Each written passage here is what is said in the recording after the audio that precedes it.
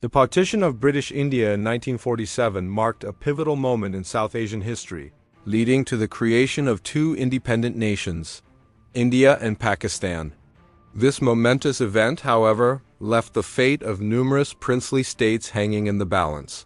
These states were given the choice to join either India or Pakistan, a decision that would shape the geopolitical landscape of the region for decades to come. Among these princely states, Jammu and Kashmir stood out as a particularly contentious issue. With a Muslim-majority population but ruled by a Hindu Maharaja, the state became a focal point of conflict between the newly formed nations. The complexity of Kashmir's situation would soon ignite a war that would set the stage for one of the most enduring disputes in modern history. As tensions simmered, events took a dramatic turn in October 1947. Tribal militias from Pakistan, covertly supported by the Pakistani military, launched an invasion of Kashmir. This aggressive move caught the Maharaja of Kashmir, Hari Singh, off guard. Faced with the imminent threat of losing his kingdom, Hari Singh turned to India for military assistance. India, however, was not about to offer its support without conditions. In exchange for military aid, the Maharaja was required to sign the Instrument of Accession, effectively making Kashmir a part of India. On October 26, 1947, with the invading forces closing in, Hari Singh put pen to paper, sealing Kashmir's fate and setting the stage for India's intervention. The very next day, on October 27, 1947, Indian troops were swiftly airlifted to Srinagar, the summer capital of Kashmir. Their mission was clear: to repel the invaders and secure the territory for India. What followed was a period of intense fighting across the state as Indian forces clashed with the Pakistani-supported militias. The conflict quickly escalated, drawing international attention to the volatile situation in Kashmir. Recognizing the potential for a full-scale war between the two nuclear-armed nations, India took the unprecedented step of bringing the issue before the United Nations in January 1948.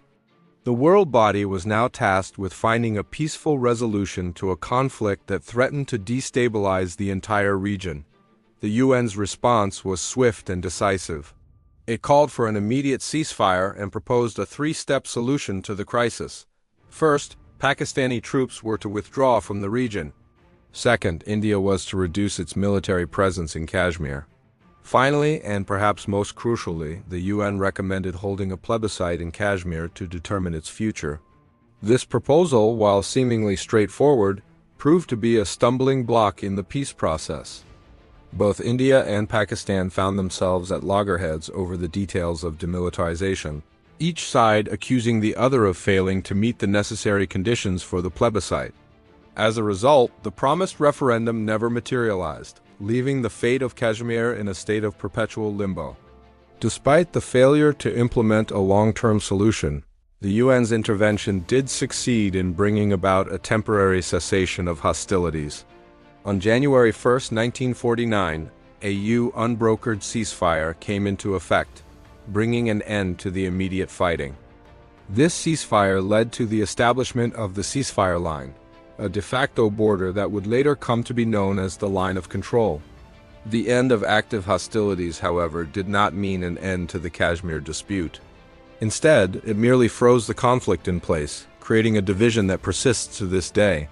India retained control of approximately two-thirds of the former princely state, including the regions of Jammu, the Kashmir Valley, and Ladakh.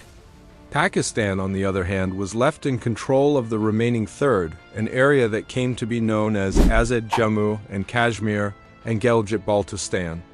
This partition of Kashmir, far from resolving the conflict, only served to sow the seeds for future wars and long-standing hostility between India and Pakistan. The First Indo-Pak War of 1947–1948, while relatively brief, left an indelible mark on the psyche of both nations. It established Kashmir as the core issue in Indo-Pak relations, a flashpoint that would continue to ignite tensions and occasionally erupt into open conflict in the decades to come. The war also had profound implications for the people of Kashmir themselves. Overnight, families found themselves divided by an arbitrary line, communities were torn apart, and a once unified region was fractured into two opposing camps. The dream of an independent Kashmir, cherished by many of its inhabitants, seemed to slip further out of reach with each passing day. For India, the war reinforced its claim over Kashmir. Based on the instrument of accession signed by Maharaja Hari Singh, the Indian government viewed its military intervention as a legitimate response to a request for help from Kashmir's ruler, and saw the accession as final and irrevocable. This stance would form the basis of India's Kashmir policy for years to come, with successive governments in New Delhi refusing to entertain any notion of altering the status quo. Pakistan, on the other hand, never accepted the legitimacy of Kashmir's accession to India.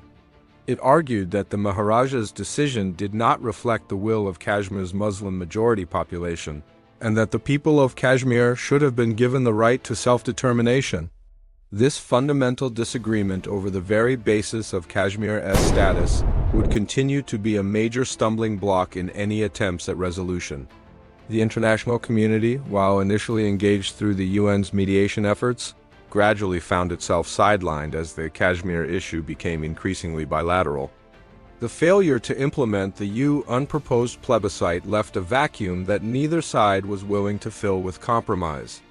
As the years passed, the conflict became more entrenched, with both India and Pakistan investing heavily in military infrastructure along the line of control. The First Indo-Pak War also had significant domestic repercussions for both countries. In India, it solidified the position of Jawaharlal Nehru's government and boosted national morale in the early years of independence. For Pakistan, the war's outcome was seen as a setback, but it also helped to forge a national identity around the cause of Kashmir. As we look back on the events of 1947–1948, it's clear that the First Indo-Pak War was more than just a military conflict. It was a watershed moment that shaped the destinies of three entities: India, Pakistan, and Kashmir itself.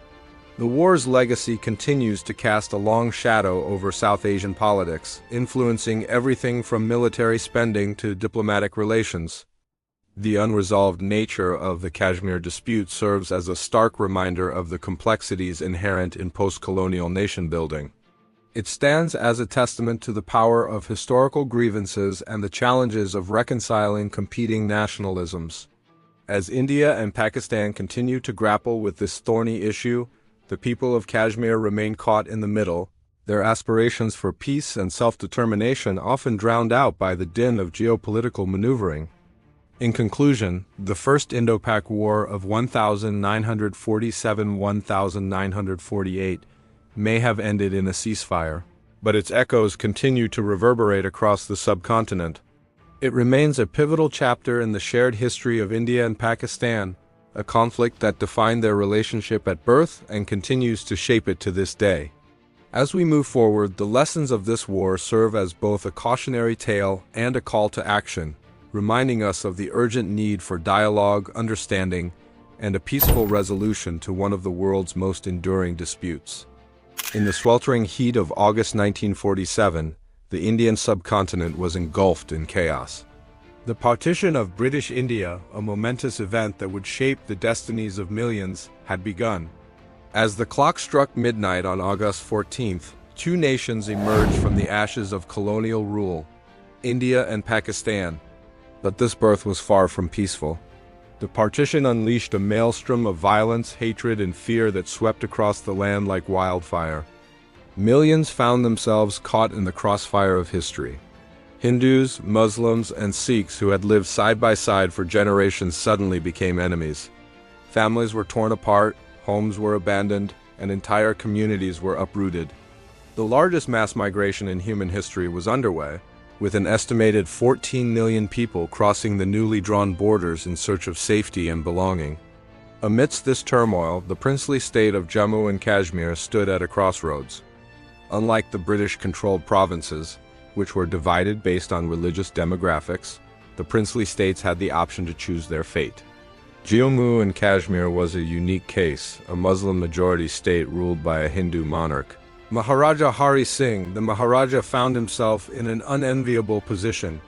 To the west lay the newly formed Pakistan, eager to embrace a Muslim-majority region.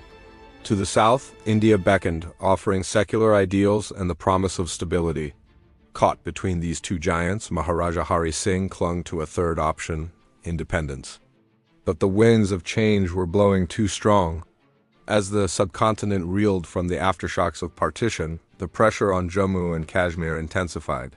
Both India and Pakistan coveted this strategically important region with its abundant natural resources and geopolitical significance. The Maharaja's dream of independence was quickly fading. In October 1947, events took a dramatic turn. Pashtun tribesmen from Pakistan's northwest frontier province, supported by Pakistani forces, launched an invasion of Kashmir. Their aim was clear: to force the issue and bring Kashmir into Pakistan's fold. The Maharaja's forces were overwhelmed, and the invaders advanced rapidly towards Srinagar, the summer capital. Faced with imminent defeat, Maharaja Hari Singh made a fateful decision. He turned to India for help, signing an instrument of accession that brought Jammu and Kashmir into the Indian Union. This decision, made under duress, would have far-reaching consequences that continue to shape the region's politics to this day. India responded swiftly, airlifting troops to Srinagar on October 27th. The First Indo-Pakistani War had begun. Indian forces, led by the charismatic Sheikh Abdullah, managed to push back the invaders and secure Srinagar. But the conflict was far from over.